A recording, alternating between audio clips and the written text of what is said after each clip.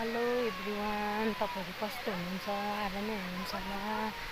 हामी पनि आरामै छौँ। तर हेर्नुहोस् है, हाम्रो ठाउँमा चाहिँ अस्ति ठ्याक्कै आज 1 हप्ता भयो त्यो पानी परेर हेर्नुहोस् न, खोल्साहरू चाहिँ यस्तो अवस्थामा भयो। हाम्रो ठाउँमा चाहिँ ठाउँ चाहिँ यस्तै छ, रमाइलो बाटोहरू थियो।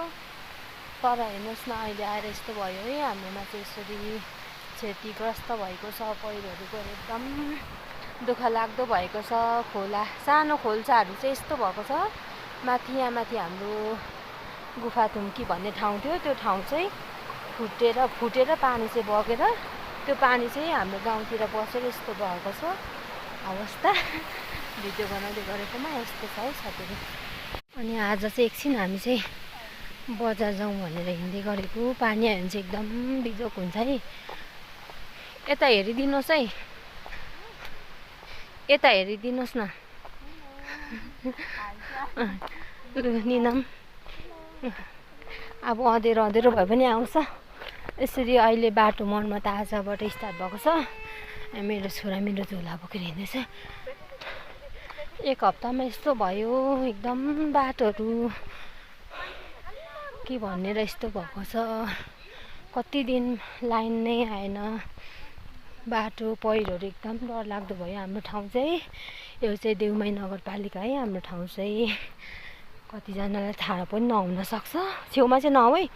हेर्नुहोस् न, पहिरो चाहिँ यस्तो भएको छ कि लाइनहरू बिग्रेर हो। कतिजना यता साइडमा यहाँ घाम लागेको भए चाहिँ एकदम राम्रो देखिन्थ्यो। अहिले अलिक पानी आउन खोजिरहेको छ। पहिरोले यस्तो क्षति गरेको छ हाम्रो ठाउँमा चाहिँ। के गर्नु अब, यो प्राकृतिक प्रकोपलाई रोक्न सकिँदैन। यस्तो भएको छ। कतिजनाको घरहरू विस्थापित भएर अन्तै सुरक्षित ठाउँतिर गएर बस्नु भएको छ। हाम्रो चाहिँ त्यति साह्रो चाहिँ भएन। अलिअलि बारीतिर यताउता बाटोहरू चाहिँ अलिअलि भत्कियो। यहाँ त यति साह्रो भएको छ। हेर्नुहोस् न, रुखहरू यसरी भएको छ। बाटोहरू यहाँ एकदम फुटेको छ। आज बनाएकोले गर्दा मात्रै अलिकति यो बाटो चाहिँ यतिको राम्रो देखेको छ। तर यो बाटो चाहिँ एकदम डेन्जर छ, किनभने यसरी माथिदेखि पर्किँदै आइरहेको छ।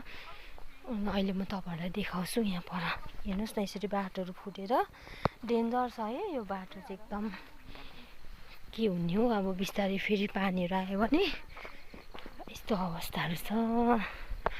हेर्नुहोस् है, हिजो अस्ति शनिबार, आज ठ्याक्कै 1 हप्ता भयो।